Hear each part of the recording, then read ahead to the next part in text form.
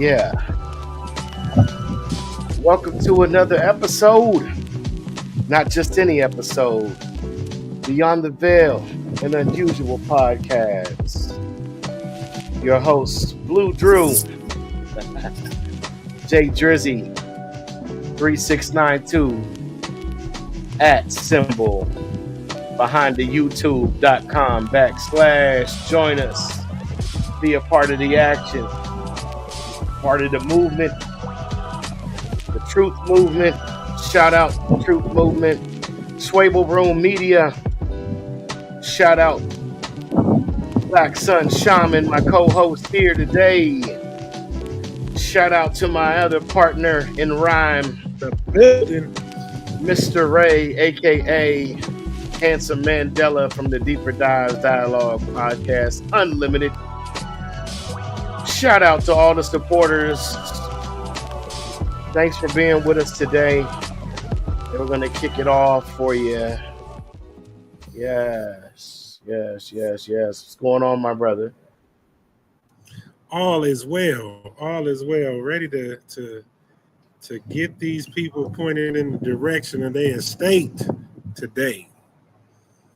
Yeah. Yes, indeed. We'll cover some heavy mental information here today.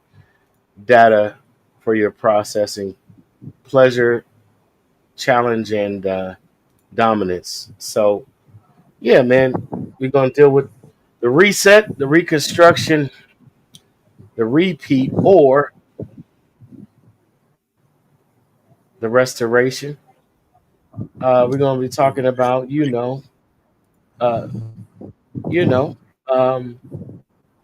man, what's going on today, what's happened in the past, which looks like today's um, challenges. People that neglect to study their own history are doomed to repeat it, right? So we know and want you to know and understand um, that we're coming from separate and unequal to identity politics, the urgent necessity for restoring the ancestral estates, and the true progress of reuniting the true bloods. It's family reunion Yes, time, y'all. indeed it is. Indeed it is. Man, it's so much to cover today. I don't even know where to begin, man. It is like so much to cover. Well, absolutely. Definitely feel that. Um, and we could just start, with the last 100 and some years, okay? 1863 and beyond. All right. We're talking about lies, rumors, garbage versus truth, um, revelation, equity, true equity, not an enforced equity that gives unrealistic expectations of outcome. Um, yeah, man, we can just dive in, man. We can jump in and just give the people, um, you know, our take on what's going on and what's happened and what is basically inevitably repeated without action on our part. Man, I keep hearing everybody in the community using the word reset or reconstruction. And I hear reset in relation to Target, which was a city that was on a higher energetic frequency than we have available now. So another energetic height that went through a restoration, and they went through the flood process, and that was Haikupta, previous to Egypt, when the pyramids were on top. They went through a period of time that was like a reset. Both of those resets that I'm seeing were both marked by diminishing energy levels in the world around us, or changing energy levels in the world around us. And it's interesting to note that there were also forced migrations that were included in this resetting process. And we're seeing immigration and immigration changing and immigration causing people to come from certain land masses here and go to other certain land masses. And we're seeing difference in frequency through the towers, through other potential energy dampening methods that they've used, like the removing of mercury and other free energy systems down to the energy systems that we have and now into these towers. So it's just talking in terms of pattern. It looks like the reset, the reconstruction, or the reacclimating of people is occurring right now. And we're just discovering the old ones, so it's the perfect time to slip a new one on us while we're distracted by the discoveries of an old reset. But you know, just in light of that, I want to address the blood memory again, because that's a very important subject matter when talking about a reset or a reconstruction. Blood has memory up to 21 generations, if I'm not mistaken, or up to 21 generations of memory can be stored in the blood.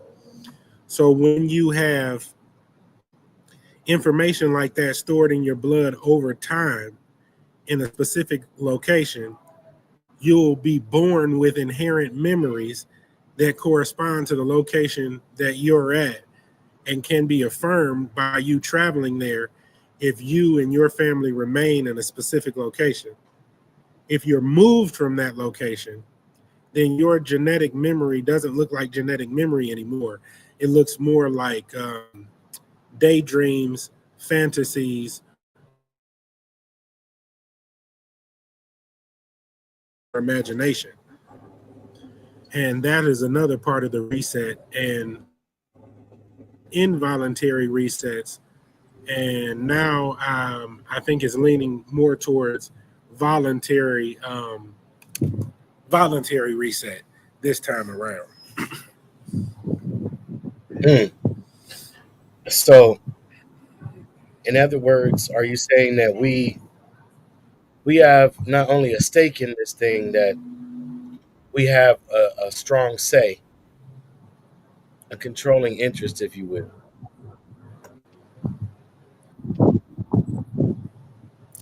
Yes, indeed. Yes, indeed. I mean, all of the land that's in the land banks here in this country indeed do have a owner. They are being held in trust for owners. So when we look, and we can only go back up to 3 generations, 4 generations if you're lucky, and you've paid for some subscriptions somewhere to find your lineage back that far. Um, I think that that's part of the estates, or returning to the estates, is to learn those lineages so you can access that genetic information and those locations, and you're not and have memory of ever being a part of or owning land, other than, like I said, a fantasy or an imaginative moment where you're like, oh, I remember this place like I was there before. Or I remember this place, it feels like home, but I've never been there. When those issues are addressed, and you can trace those lineages back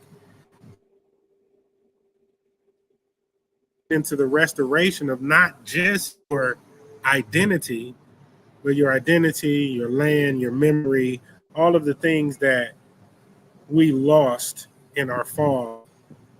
Um, yeah. Okay. Okay. Yeah. Um. Wow, man. So you want to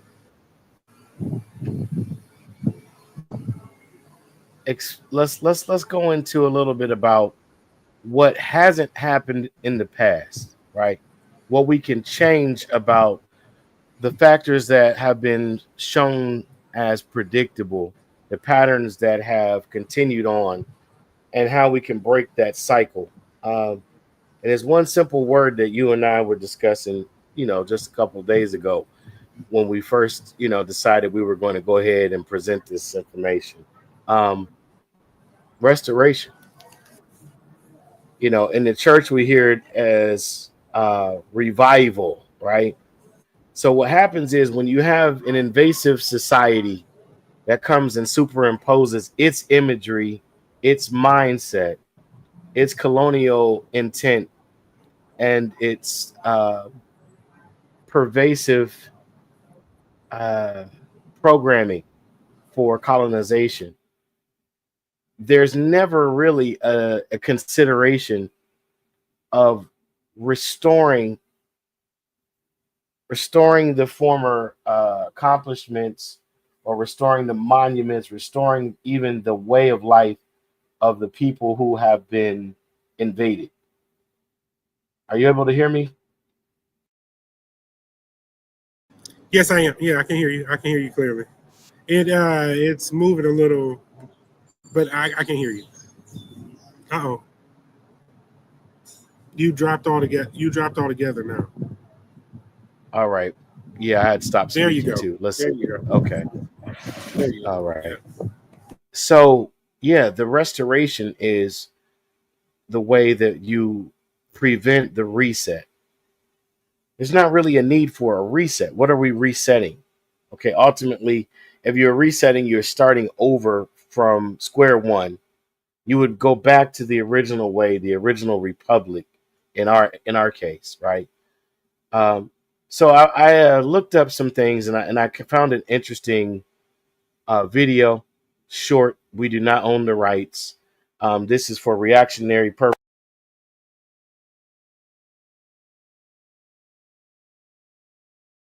This is going to be for reaction.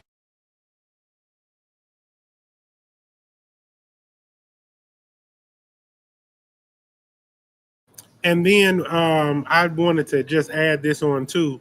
When I was addressing the reset as far as memory is concerned with the blood, I didn't get into the the genetic implications that has as well.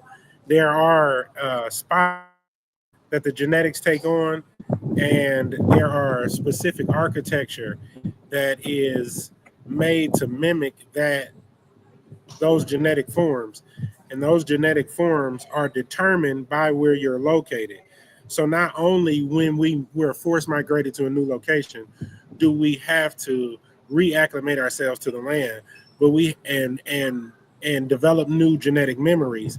We also have to reformulate our DNA structure itself to correspond to the new geodes that are beneath our feet and the new ley lines that are around us. So we have to reformulate our genetics as well. And they don't want you to get to the fourth generation in a new landmass without some type of migration or new migration occurring, because after the third and fourth generation of being in that new landmass, you begin to become acclimated to it genetically, um, genetically and energetically. So what people call activations, or what people call special capabilities that are given to people in specific geographical locations, those are due to the forms that their genetics took on and the blood memory that they had over time, and the acclimating to that land over time. And then when you force migrate or move people, all of that is erased, and they're disempowered substantially, both genetically and in blood memory. Is it really erased, or does it just lie dormant? Not no, it's not. No, it's not. No, it's not. Okay. I just because Yeah, listen, a lot of these things are exactly. It coming lies back dormant, to us. and then it could be activated by atmospheric exposure, environmental exposure. Those things can activate specific, what they call junk DNA, or specific unused strands of DNA information. Got you. So typically, man, I'm having trouble hearing myself. Typically,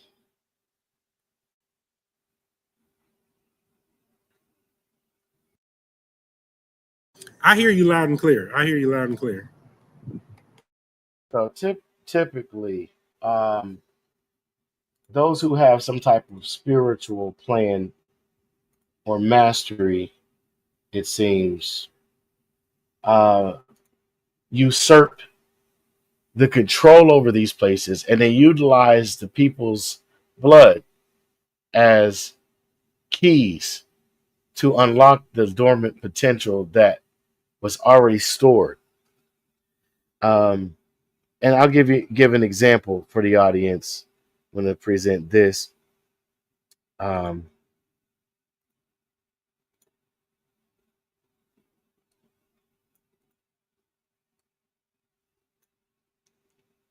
all right, so we talked about this on the previous episode. Give me 1 second, you guys. I apologize. I am. Mm, 1 minute. I had it just right. All right. Can you hear me? Can you hear me? Oh, Yeah, I can hear you perfectly. so here we go. Cathode or cathedral. We discussed this on a prior episode. Like I said, like, share, subscribe, go back and check out past episodes, bring you up to speed on some of the stuff we're dealing with now. But the term cathode and cathedral both come from the Latin cathedra, meaning seat or throne, referring to the bishop's seat of authority. However, if we look deeper, the word cathode, a term from electricity, offers a fascinating symbolic parallel, as both cathedrals and cathodes are associated with the flow and transmission of energy. Now, this goes even deeper.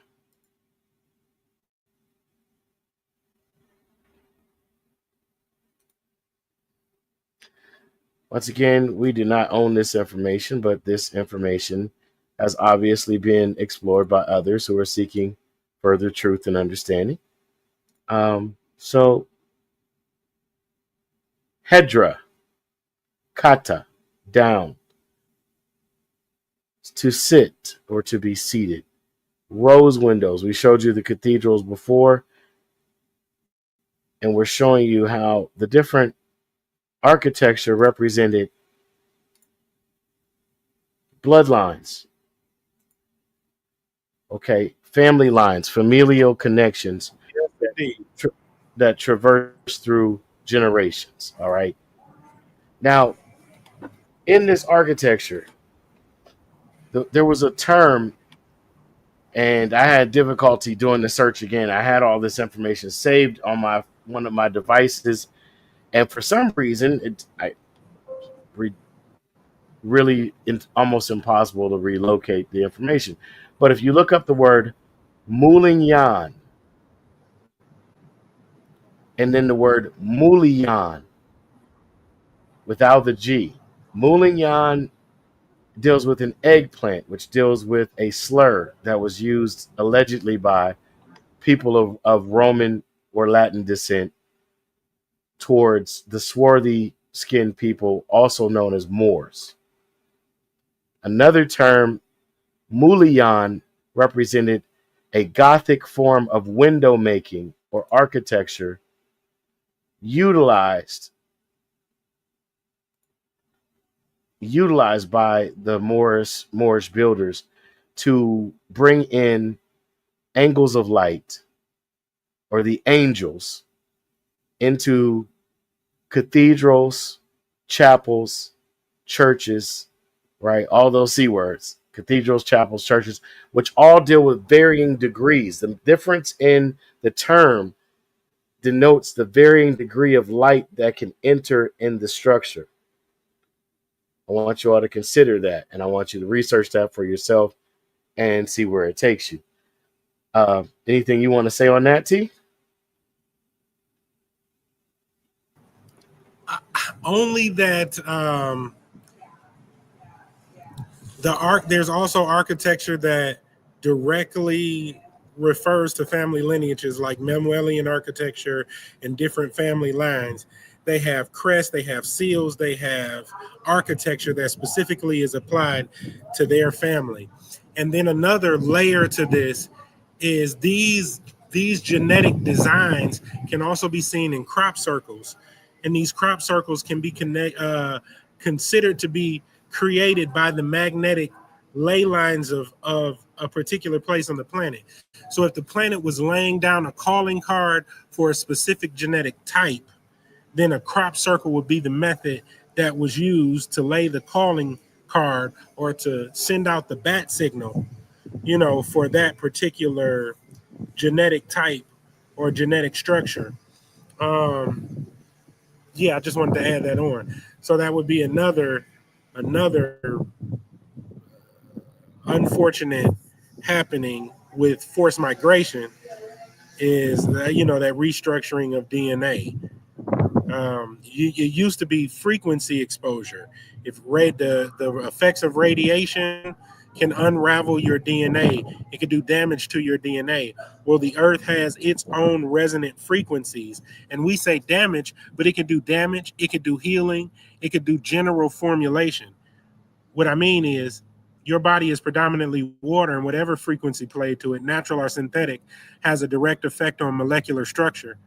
So if you're dealing with a specific frequency or in the geomagnetosphere of a specific location, then your frequency, your homeostasis can actually be thrown off by you moving to another location, unless you have the genetic information for it already. And then you're only going to go through a change or an activation. If you live in a cold climate and your skin is turned light, and then you go to a hot climate, but generations ago you were already in that hot climate, then the genetic information for the pigment change and the melanin content change is there. It just has to be accessed by atmospheric exposure or energetic differences to get you restored back to your original state, or to bring restoration back to those genetic codings that lie dormant because of forced migrations and keeping you out of places that are energetically powerful, such as these architectural designs that you're showing in the background. And that power has specific relevance to tribes, family lines, and bloodlines. So if they go to those locations, that means they specifically are empowered, or those genetic operations are specifically activated and usable when those genetic types come into those cathedrals, come into those holy places, come into those military bases that have repurposed ancient buildings for what they use them for today.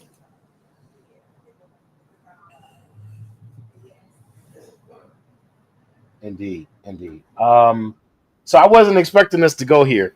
Um, so forgive me. Um, I really wanted to make them dig this up on their own. I really didn't want to give them this, honestly. But Oh, um, it's all good. It's not about me. It's not that I don't want to hold that I want to hold any truth from anyone. It's just this is a lot. Okay. We try to fit a lot into an allotment of time that is not always, you know, um, plentiful. But here's the thing: it talks about the indigenous Portuguese. So the Manueline architecture is indigenous to Portugal, contrary to some popular data that's out there. And I'm glad you brought this up. It's important for people to know. So to understand that indigenous people were building things like this before they came in contact with people from other parts of the world that are trying to claim credit or an association or tie to it, other than taking it over when they arrived in these places and invaded the space of indigenous people. some Some have the audacity to say that they're holding it in trust for the day that we become, what do you, adult enough, Civil, yeah, civilized. There we go. Yeah, civilized, yeah, civilized enough to take on. So while we struggle, our land waits in trust, and the key to our land is the genetic resonant frequencies that come from lineage and bloodline. facts, absolute facts. So, all right. So let's see here. You said, Now, you said you was gonna make them dig for that one. a little bit, because it's important for them to understand this not only is a real, not just a concept. This is a real thing. There's a thing to this, and Yeah. you need to know. You need to know where your blood matriculated from. Notice the word matriculated. What matrilineal, matriarchal pathology your blood and DNA has traveled to bring you here. And you trace that back, you will understand the origins and the authority and the power that was vested in that bloodline. And and just to add on, genetic memory up to 21 generations. That means there are some children who are born into this world, Jay, with the ability to play symphony music, with the ability to play symphony music. They're born with the ability to do things that would take years of learning in order to accomplish, but they're born with it, and they're born with that information due to the fact that they have access to their genetic memory. So what I'm saying is there are areas of expertise that correspond to our genetics that would be detrimental to a lot of industries, especially medical and architectural design. Because if those genetic memories were accessed within us, and then we had the locations to affirm us, this is the importance of getting those generations of knowledge you were talking about, knowing who your matriarchs are, tracing them back, so that you can go to those locations and the energy for those genetic remembrances to come up become available to you. One thing I liked about Dane and his wife, the Callaways, I like that they traveled to these locations. And then when they traveled to these locations, he openly admits that communication with his ancestors then came out of that. And the communication of his ancestors could be verified and validated through actual history that had been forgotten or hidden. So, that's just an example of going to a place and your genetic memories being solidified. Absolutely, positively. Yeah, man. So those of you who are doing your genetic history journey, if you can do it by records, believe it or not, that is the best way. But don't be discouraged, because we all hit a research wall.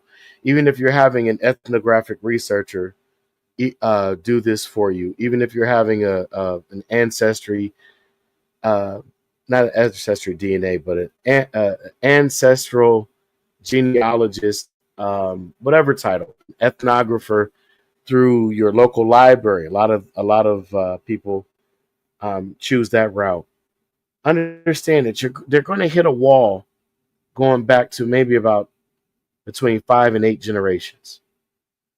Okay, and some of us have gotten hit a wall and gotten past that wall, found 7, 8, 9 generations or more back, and you'll find that there are Europeans that were here during the time period before slavery, that were not slaveholders and were not um, participating in genocidal actions. So we um, can't keep throwing each other under the bus and in a hat, so to speak. Everybody's story is not the same, even though similar things have occurred throughout our family lineages and the histories of those lineages. You wanted to say something, brother? Oh no, I was just going to add on that those. Go ahead. I'll add it on here in a second Oh because no, no. Oh, you're fine. go ahead. It's fair. No, I'm just trying to find a location. I wanted to pull up something for you all. It's some years old, but there was an interview where you mentioned trust. I wanted to bring up this point in a conversation between the Honorable Minister Louis Farrakhan and Brother Jay Nightwolf. When you deal with trust, when you say certain things to people, it would be far beyond their imagination. The noble Drew, I believe it was Noble Drew Ali. The thing that the Moors talk about, the Moorish land, when they talk about that, they talk about 5 tribes.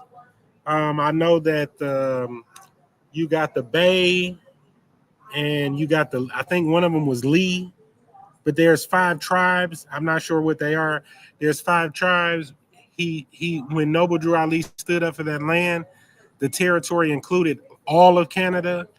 It included down through Chile and included many places in the States, all up under that land. So when they're saying they're holding land in trust, which you're about to go into, they're holding more land than you're imagining when you hear that there's land in trust for you. You're thinking probably in terms of, a half an acre for each of us. You know what I'm saying? Or something like that, when it's a whole different level. Let's check out this. Let's react to this clip here. This is the Honorable Minister Louis Farrakhan several years ago in a conversation, an interview with Jay Winter Nightwolf. Uh, I'm not exactly sure what tribe he's from. I want to say it might be one of the Sioux tribes, but don't quote me on that. No disrespect to Brother Jay Nightwolf on that, but here, let's take a look. We were eating. We built our own homes. No matter how crude they were ours. They weren't crude. We learned how to live, how to master the environment into which we were bred and born. But today, something has happened to us. Bred and born? What I read. I'm gonna deal with that. On 58 million acres of land in what is called the United States. We have over 300, some say over 500 tribes. Unmute yourself. 58 million acres of land. I just said, wow, 58 million acres. 1 million acres of that land That's is estimated. arable, productive land. And nearly 40%, 1 million acres of that land is arable, productive land. And nearly 40% of that is in trust. I don't understand that. 58 million acres, and much of it is in trust to the United States government. So do you honestly believe that there's only 1 million acres of arable land, meaning plantable, usable for resource purposes of producing food? Let's continue on. Do you know what that word trust means? What does that mean? They hold on to the land and apportion it to our native family as they please? Is that what that means? I can enlighten. Please. I can give you some information on that. It appears as though 150 years ago, when we were under constant physical attack, genocidal practices, that once we became, quote unquote, in their eyes, civilized enough to talk to, They told us that we will take your lands and and and you entrust them in us, and we'll watch out for you. That was a trick. There were over 627 treaties signed between my people and the United States government that they've never lived up to. They have not kept one treaty.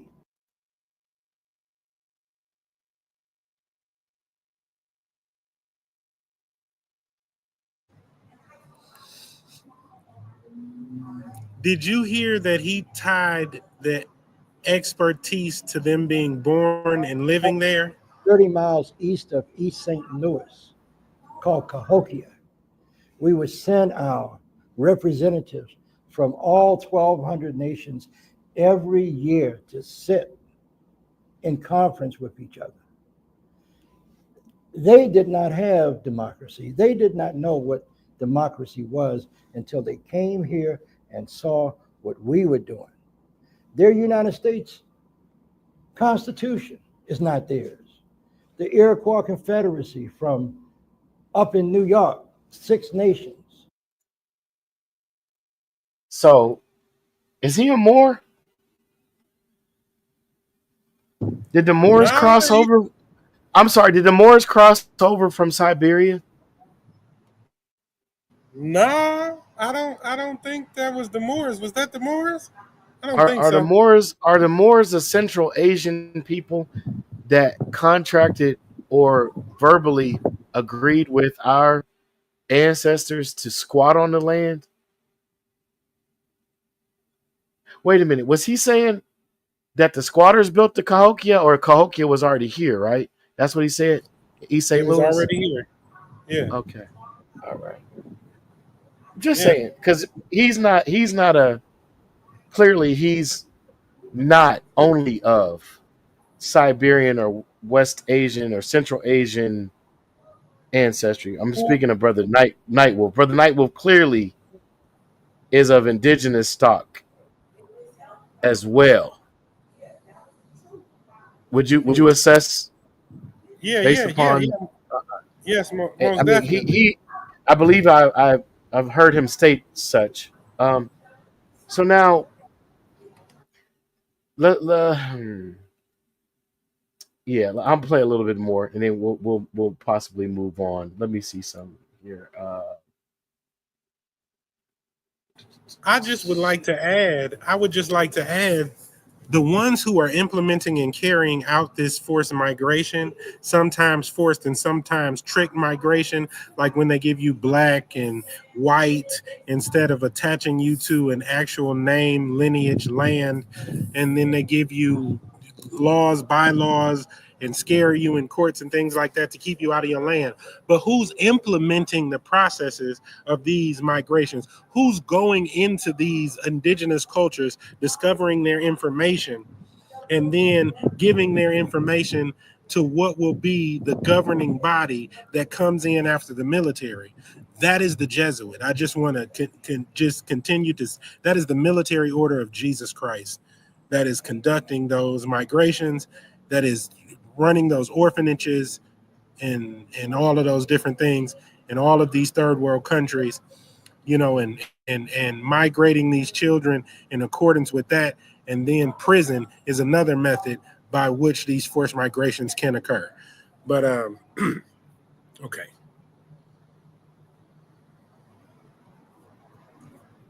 Yes, indeed. That broke every treaty with the native people and told every lie and made every promise to us, none of which has been fulfilled. And if you go down to Haiti or the Dominican Republic or into Central and South America, he's done the same thing. So today, Yes, why indeed. should we trust a liar? Why should we trust a deceiver? Well said. Now, let's see here. Yep, he's living it out, sitting at those long tables, making those chief decisions, I put that on the boule, baby. But go Oh, ahead. okay, go on into that now. Go, no, no, no. We're not going to shy away from it. Go on into that. Go on, Uh, say what needs to be said. if you're given a name, if you're given a new name, and your name is so and so X, if your name is so and so Muhammad, if your name is whatever your name is changed to, it still doesn't tie you to land. It still doesn't tie you to your lineage. It's just like calling you black or white or otherwise. It's a name given to you to disassociate you from your actual land and estate. We have to be careful when we're dealing with people who mimic our original culture. When the Boule call themselves chiefs and longhouse councils and all of these things, when they call themselves that and they operate in a way that's similar to it, but never actually lead us back to our estate. As a matter of fact, if you watch their leadership, they lead you away from it and are rewarded by high positions of power for doing such. And this is not speculative theory. I said what I said. And if you really want to get into it, we can start talking about some of your precious black leadership who took part in these things to get you under false information that would have you calling yourself black, white, and otherwise, like a mark. Yes. You know how women say he a mark. Now, he said Yeah. 150 years ago, right? I don't mean to cut you off. Go ahead. Do your thing. He said 150 years ago, right? Mm-hmm. All right. So I just want to share this. Okay.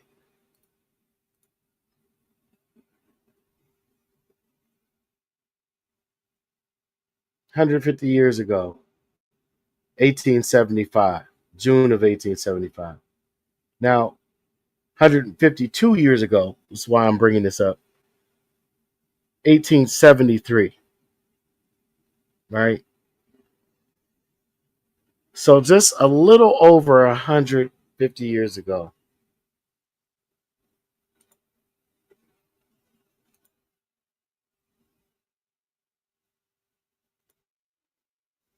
Over 150 years later.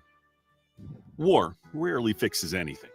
It certainly didn't fix much of the American people after the Shout Civil out War to ended in Captivating 1865, History and channel. the Reconstruction Subscribe, era, like, share, immediately after subscribe. the war, Shout out to was them. arguably a This failure. is how the Instead Reconstructed of era bringing everyone back shaped together modern and America. promoting liberty and justice Not our for all, video. We do not own things the that would have rights. been Fair difficult use. to do due to the political climate Fair and use racial has a tensions. reaction here. The Reconstruction era ended with social divides, economic imbalances, and racism so ingrained in the system that hate groups determined who could vote in some towns.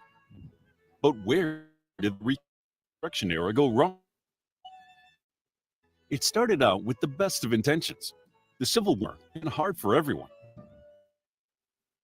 The country had been torn in half over slavery, states' rights, and westward expansion, and the country lost around 600 killed, wounded, captured, and missing throughout the war.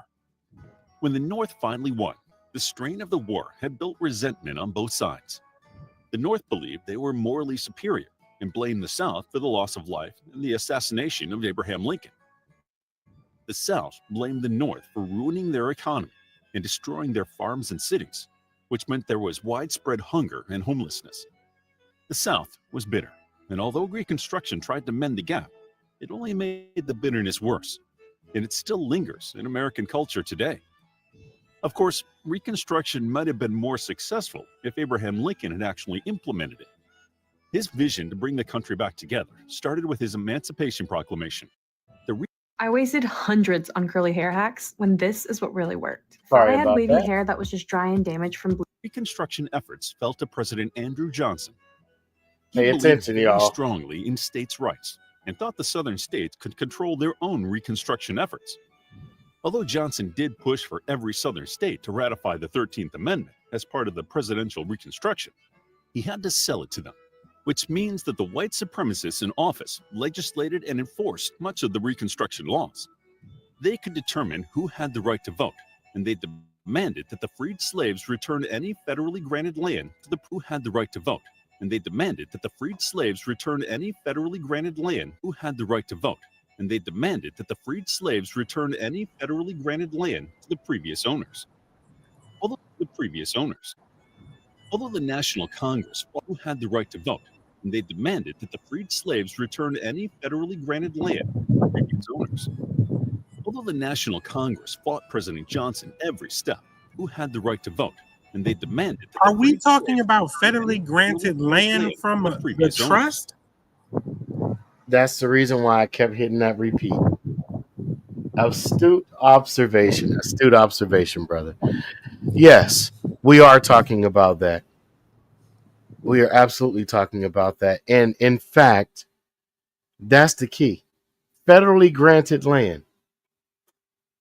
And that they were told to return. So wait a minute. That meant that some people did get land granted to them post-slavery.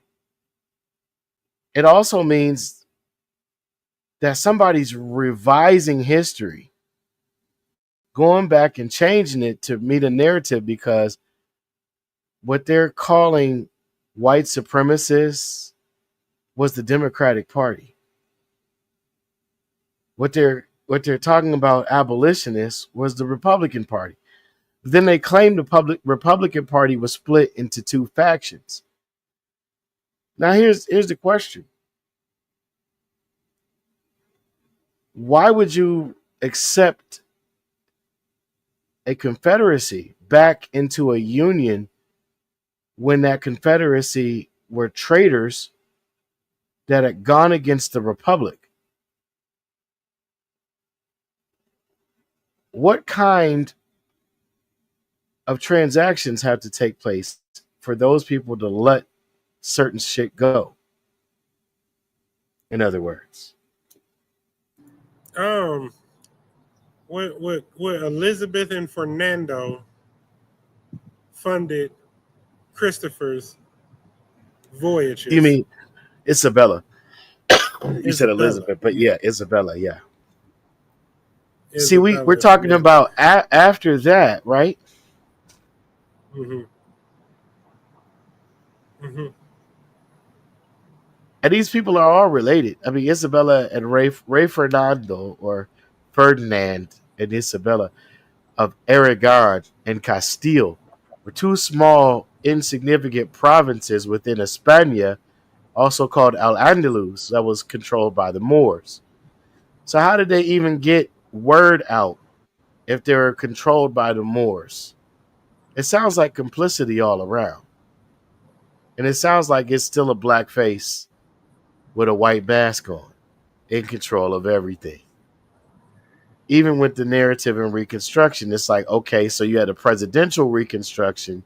You had multiple Reconstructions going on. It wasn't just one type of Reconstruction. And the whole plan was to reconfigure everything to make it look like, quote unquote, white people were in control. I don't know if this is going to get edited, taken down. I don't really care. We said it. See it.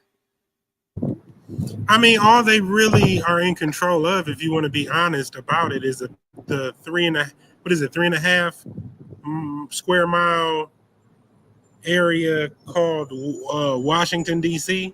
Not even anymore. After what the Pope did, they had to give that back. Well, shoot, I wish the Pope would follow suit and return all of our hilltop estates. But anyway, yeah.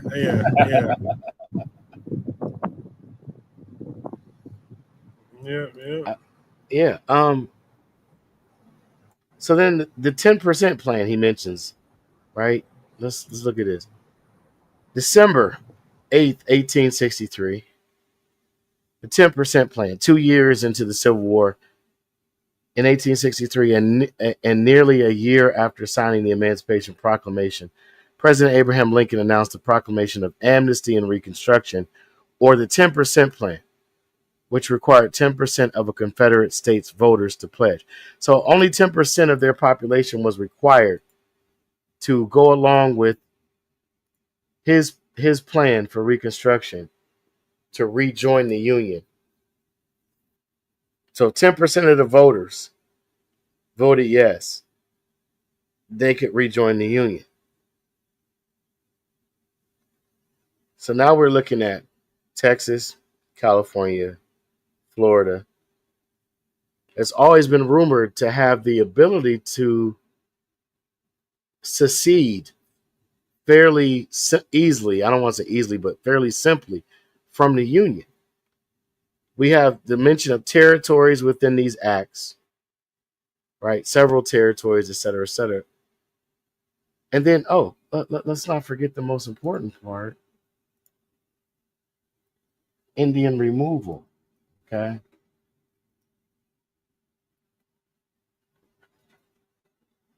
(1830). So that was before the Civil War. So they wanted to weaken the forces of the Confederacy, because the real deal was that the Confederacy comes from confederations, which were Indian nations. Oh, wait a minute. I hate to jump around so much on you guys, but wait a second. Wait just 1 minute.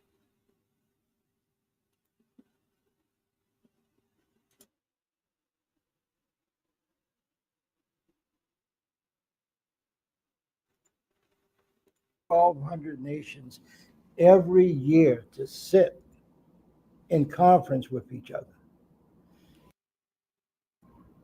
There were 1,200 original tribes, governments here in North America. Do I have to say anything else? Oh, now, Jay, this makes me want to get into the catacombs or the cemeteries and talk about the catacombs and the cemeteries. When he talk about 1,200 tribes, if you got 1,200 tribes of people, and then you break it down to such a small number, where they at? Where did they go? What happened to them people? Where did the bones in them catacombs in France come from? Where did the bones up under these catacombs come from? And then in the conscious community, everybody coming into the realization that there are more people dying than there are graves to house these people. So they are doing something with the bodies. But before they put the bodies in the grounds, the ones that they do put in the grounds that they don't burn up, they remove the blood, Jay. And this is another part of reset science I want to help our viewers to understand. When they remove your blood from your body and they put it in bags and they store it in cryostasis and they keep your genetic information at 23andMe, or they keep your genetic information at some other laboratory mapped out, and they don't put it in the ground, the problem with that is then that's another form of reset. When your blood is transferred into the ground, that memory goes into the core. That memory goes into first it goes into the root system, then it goes into the mycelium network. After it goes into the mycelium network, it traverses the veins, the metal veins of the earth, and then it goes down to the core. And that information is transferred to what we commonly call Mother Earth.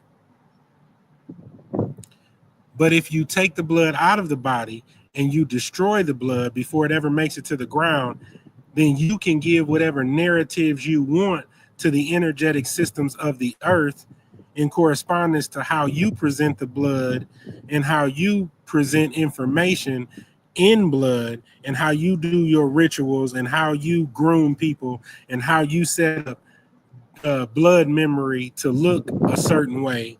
And it may not be that way at all. You know, if you put a person in an orphanage after you off their parents, then they have no memory of their parents being offed, so it's not in their blood. So thank you for sharing the esoteric aspect, the hidden hand and the hidden hand action of what was going on during this. Now, mind you, what he's describing to you all is what was going on behind the scenes, right? Let's just look at this timeline. I want y'all to see something. I want you all to see something. What's this say, bro? Can you read this?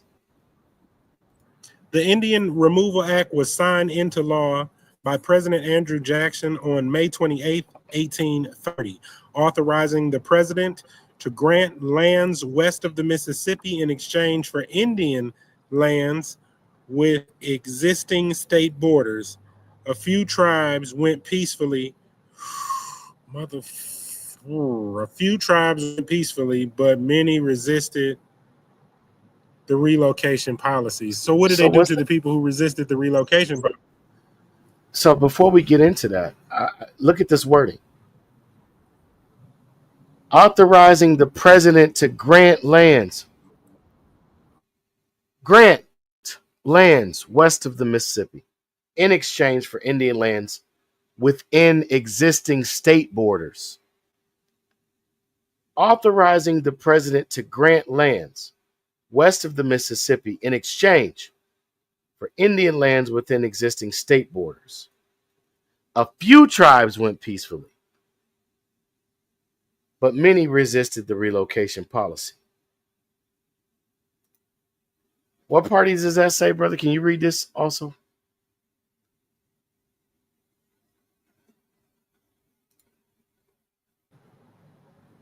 I don't see. I can't read that. I'll read it. Andrew Jackson's party, the Democratic Party. John Quincy Adams, the Whigs. Y'all need to look this stuff up. I don't care how old you think it is. Abraham Lincoln is the National Union Party. Jackson became a member of the Democratic Republican Party, the dominant party in Tennessee. Now, he also, I think it was Andrew Johnson, not Andrew Jackson, was appointed a military governor. So you all got to go back and understand what's going on here. You had military governors of southern states that were democratically run.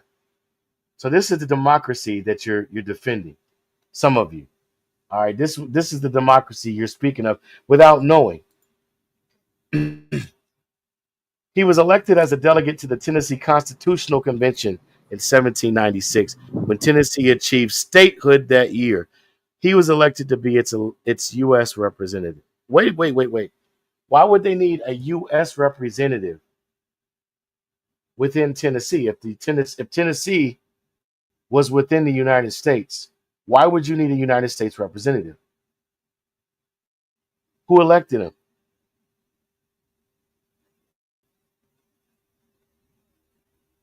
I'm gonna leave that there. We'll go back. Now he's who implemented this. And the military is still all up and through them Tennessee hills. January the 19th, 1832. Articles of agreement and convention made and concluded. Sorry, I didn't share it. At McCutcheonsville, Crawford County, Ohio. I'm not going to say where I'm at. OH, on the 19th day of January 1832, by and between James B. Gardner, specially appointed commissioner on the part of the United States, and the chiefs, headmen, and warriors of the band of Wyandottes, residing at the Big Spring in said county of Crawford, and owning a reservation of 16,000 acres at that place. Whereas the said band of Wyandottes have become fully convinced that whilst they remain in their present situation in the state of Ohio, in the vicinity of a white population which is continually increasing and crowding around them, they cannot prosper and be happy, and the morals of many of their people will be daily becoming more and more vitiated. And understanding that the government of the United States is willing to purchase the reservation of land on which they reside, and for that purpose have deputed the said James B. Gardner as special commissioner to treat for a cession for the same. Therefore, to effect the aforesaid object, said the chiefs, headmen, and warriors, and the said James B. Gardner, have this day entered into and agreed upon the following articles of convention. This is the last bastion of so-called Indian country. 2 years later, this is how quickly they did this. This was the setup for Reconstruction. This is why I'm bringing this up. If whoever hasn't caught that yet, this is the setup. Okay, this was the setup, and these are my ancestors, Wyandotte, Huron. Okay, they were known as the keepers of the council fire. Now I'm gonna go back to this. What did he say?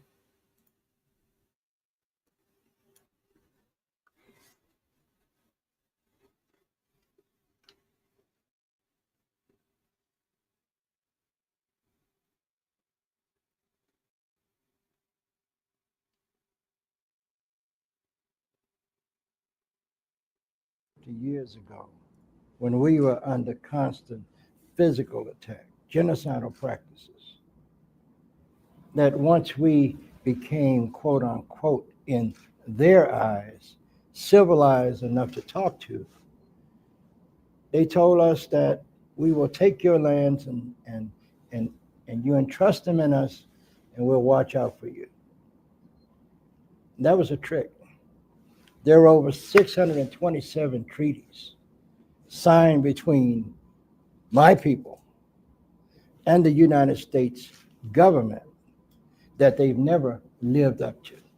They have not kept one treaty in the entirety of the 150 years that they've been here.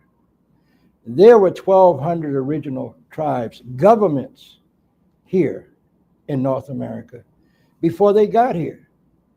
We had a centralized government 30 miles east of East St. Louis called Cahokia. We would send our representatives from all 1,200 nations every year to sit in conference with each other.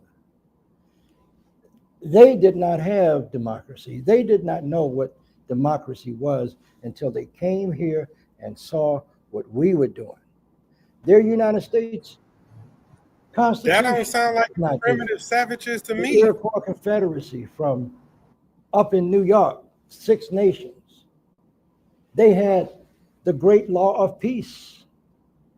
And if you go to your computer and print out the Great Law of Peace and print out the U.S. Constitution and look at them, the parallels are so close. Benjamin Franklin and his thuggish friends befriended the Iroquois Confederacy. So, Wyandotte Huron are Iroquois, and they are part of the Iroquois Haudenosaunee Longhouse Confederacy. Does that name Confederacy keep ringing a bell, right? Now let's see what voids a contract. What voids a contract? You mind reading that, brother? It says a contract will be void where the parties contract on the basis of a fundamental common mistake. One party contracts on mistaken terms and the other party knows of their mistake. One party is mistaken as to the other party's identity. Listen, that means no contract that they have stands with us. Not one. You don't even call me by my name. Anyway.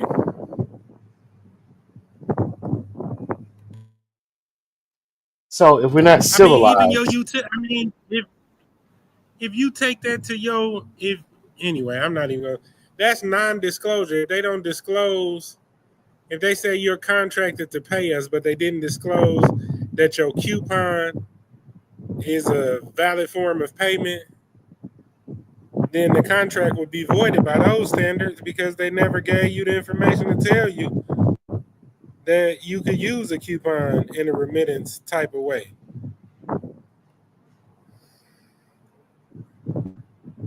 Can you see this? Can you see this? Mhm. Can you read that, please, for the audience? Can you terminate a contract for non-performance? Typically, if one party breaches a specific provision of the contract, the other party may issue notice to show cause, requiring the contractor to give reason why the contract should not be terminated.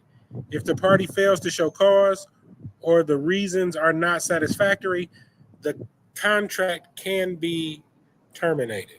Would you say that the government has not performed on their end of the requirements of the contract?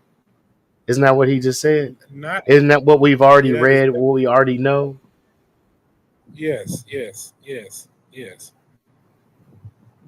Even to the extent that the courts rule in the favors of the banks most time. But anyway, I'm not gonna get in, not getting into that too far, but it's a setup is what I'm saying. It's a setup. It's a setup. Mm-hmm. Absolutely. Absolutely. So while they're pushing for a reset,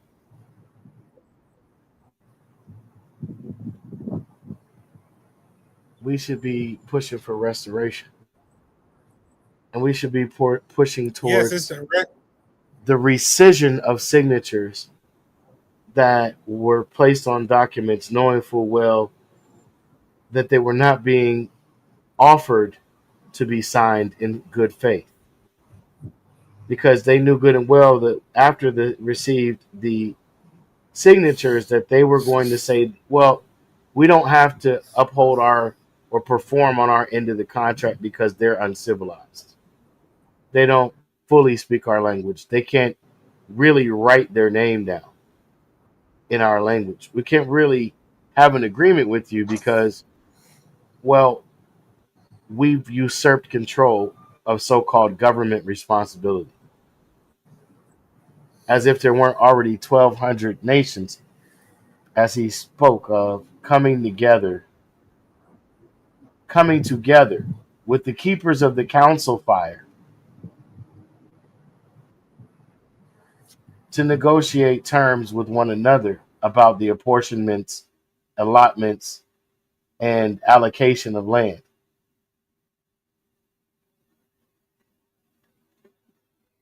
Did you freeze up?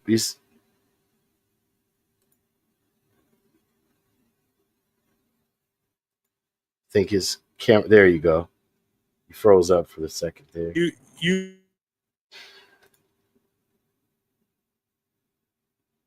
Your audio. Your, your audio is missing. okay? Hurts. I'm here. Okay. I don't know. Okay. All right, there we go. Now I'm back.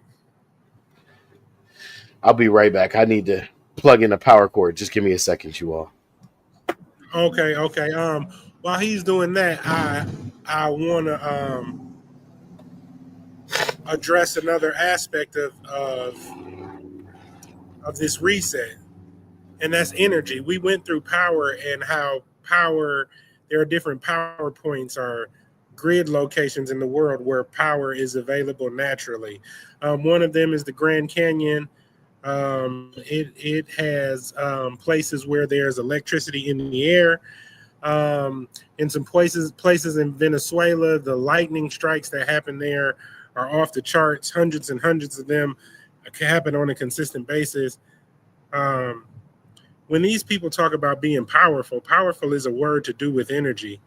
So a lot of these locations that they've taken from indigenous people have allowed for them to actually become powerful people due to the power that's available in those ley lines or locations that they may be in.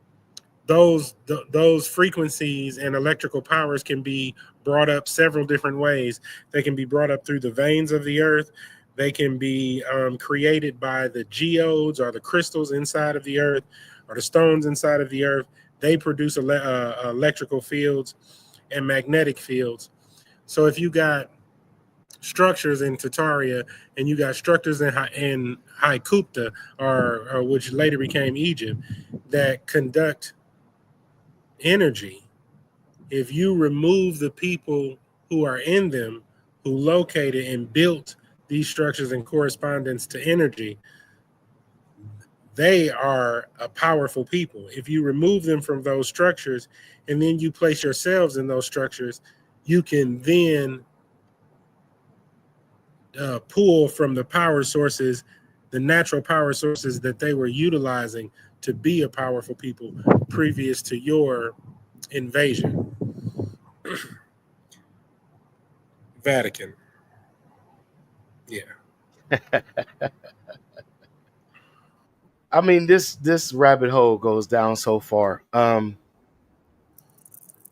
Vatican has pretty much made efforts to withdraw the invasive forces. Okay, you got people that have gone rogue. Their system, whatever honor may have existed to them, I say there was none, but whatever honor they wanted to present the image of having is completely gone. You know what I'm saying, brother? It's completely gone. It's Uh-oh. conceptually, it's We not. must It's be no stepping longer on there. somebody's toes. I can. Let's see here. Signal seems strong. I believe everything's still going over, but I am messing with some core.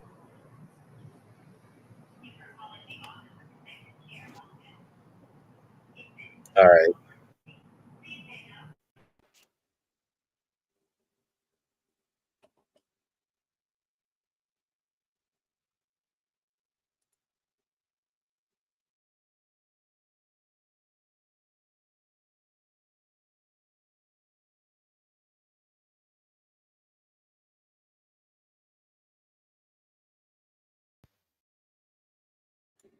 Sorry about the technical difficulties. Let's see here. T, you're buffering. Okay. Well, Okay. goodness gracious, we must have stepped on somebody's little toes. Wasn't that precious? So yeah. Um. Where were we? Where were we? Oh, check out support Black Sun Shaman at his website. That's the website, the web address www.blacksunshaman.com. Go ahead and get your detox, your health supplements, your dietary supplements, your workout supplements, your protectionary gear, and natural apparatus produced by nature for protection against energy, warfare, etc., etc. Uh, catch up. Go back, watch some of our previous episodes. We'd love to have you. Hopefully, you'll like, share, and subscribe. We can continue to grow our audience, and not just for the sake of being watched, but to join in with this. Join in with this movement towards restoration, um, family reunion. We need to Restoration is the ultimate. Yes. we need to reunite. We had Restoration is the 12. ultimate. Um, Yep, we had the family we love. reunions, 1,200 nations strong. It's 1,200 nations strong, and we didn't need their help, and we didn't need their approval. You know what I mean? So we need to debunk these lies, and not just debunk them for the sake of ego, but we need to revive and restore that spirit within us that allow for us to get our land back. Reparations is Yeah, and then I mean, reparations is a noble idea, but it's already been given away. 2019, look it up. Kamala Harris stood there and handed your reparations and the Africans' reparations, their descendants' reparations, over to the Ukrainians and other immigrants that were coming in, over 10 million strong. Go ahead, brother. I'm sorry. I just wanted to finish that statement.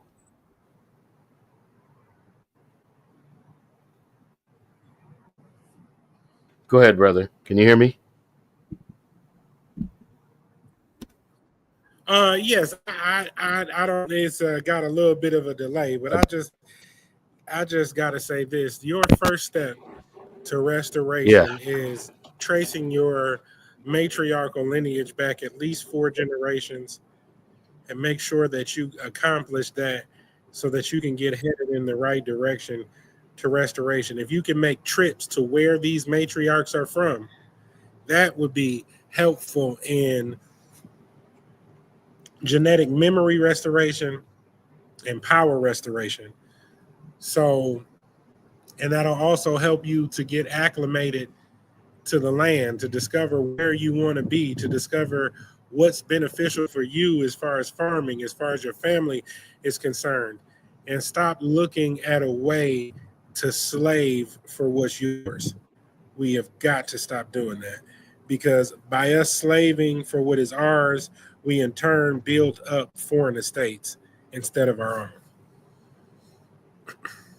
Indeed. Indeed. Yeah, man. Indeed. You guys got to understand. 200 years ago, you've been given a narrative of 400 years. That's cap. This Cap. isn't the last. This isn't the last 200 years that really significant undermining changes were put in place to set up a reconstruction.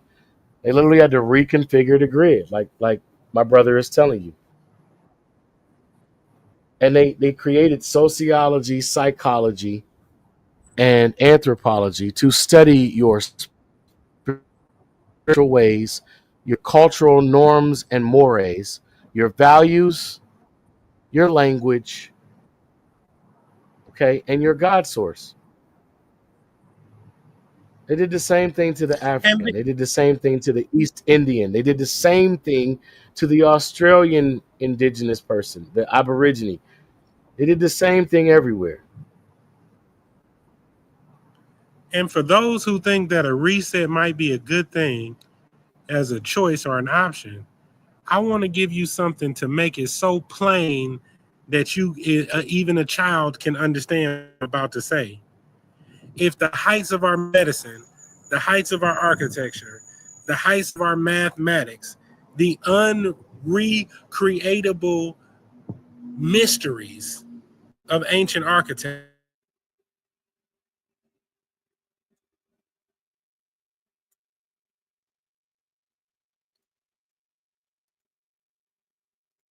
Your audio, you froze up. Ah,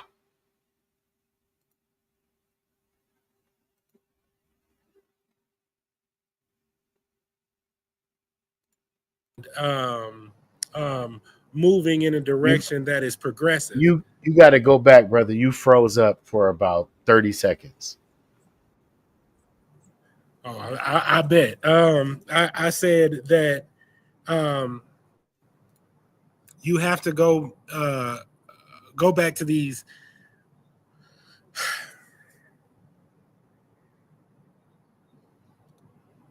You have to remember your genetic information by going back to these locations where your grandmothers or great grandmothers may have been.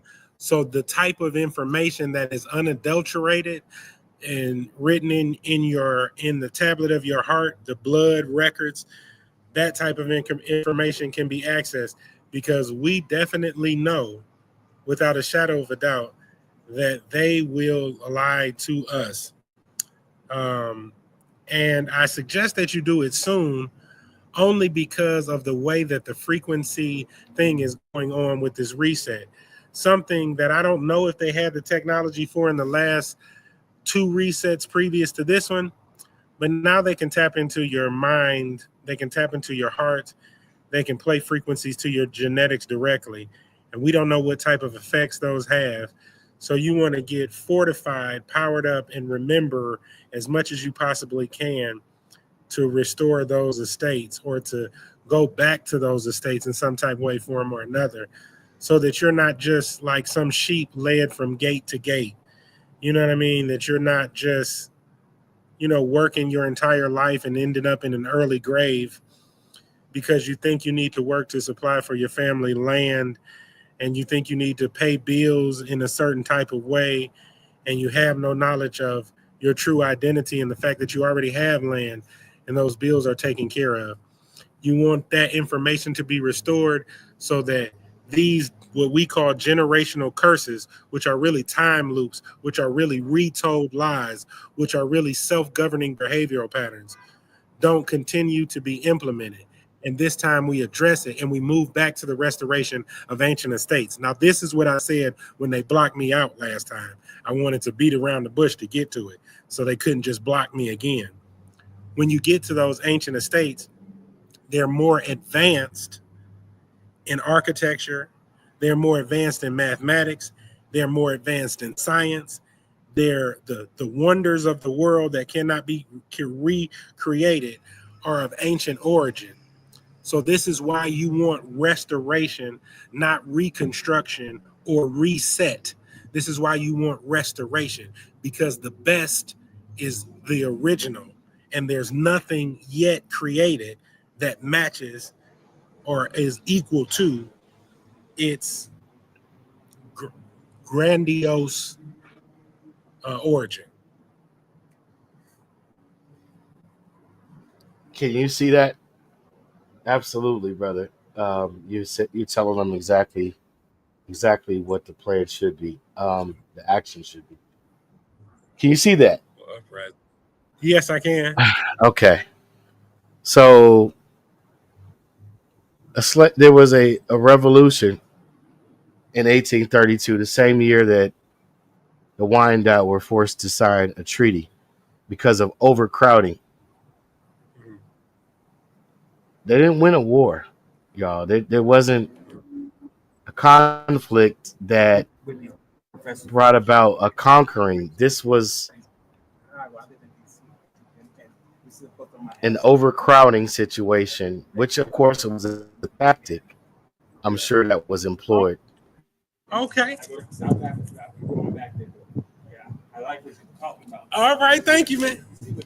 Yes, I do. Yes, I do. Yes, I do. All right. We are live.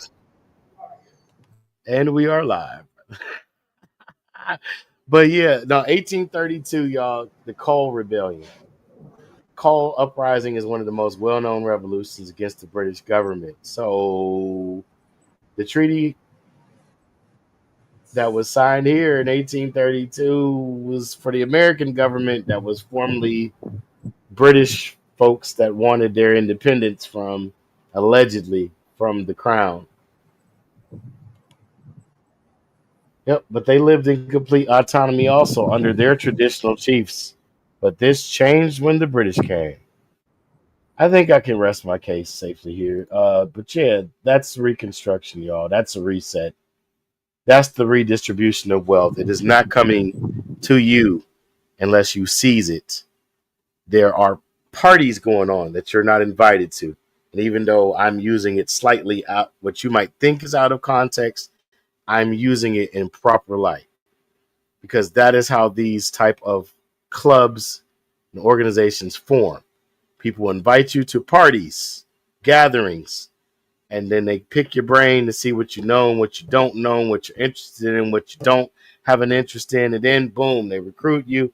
And now that party turns into a once a week, maybe twice a week meeting, and then you're sitting on a board, or you're answering to board members, and you're operating as an officer within their organization, and you're being relegated responsibilities that might conflict with your upbringings. Just saying, man.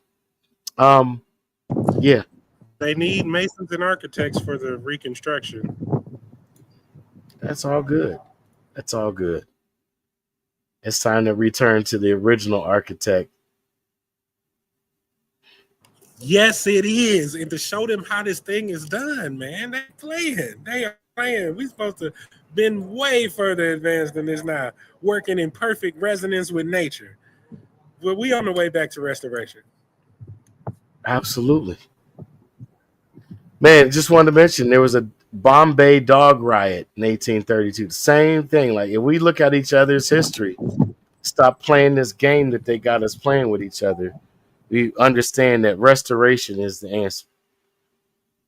Restoration, and only we can restore to us. You don't ask the person that's stolen, borrowed, taken into trust, that they're not going to restore nothing to you. You got to take it back, and you're not going to get justice going through their system. And then Because if you there's look it up, for those people who be like, oh, that's unlawful behavior, it's not good behavior. If you look it up right now for adverse possession, in the law book, it says that you have to violently take it by force. Let that one sit with you for a second. For all yes, indeed. Let that sizzle in your spirit, like my dude Shaq. Shout out to Shaq, that boy Shaq. His channel on YouTube. But yeah, let that sizzle in your spirit, marinate for a minute. Well, thank you so much for your support, audience. Those of you who stuck around, those of you popping in and out. We know that this time of day people are working and doing their various activities, but shout out to myself. Happy birthday to me. And I just wanted to say to y'all, thank you once again. Like, share, subscribe, share out this channel, get the word out. We're going to bring you more information on the same topic. You know, hey, we'll be looking for the copycats coming out soon in a town near you. But yeah, thank you so much for your support. This has been Beyond the Veil, an unusual podcast. We appreciate your support. Have a great day. Peace.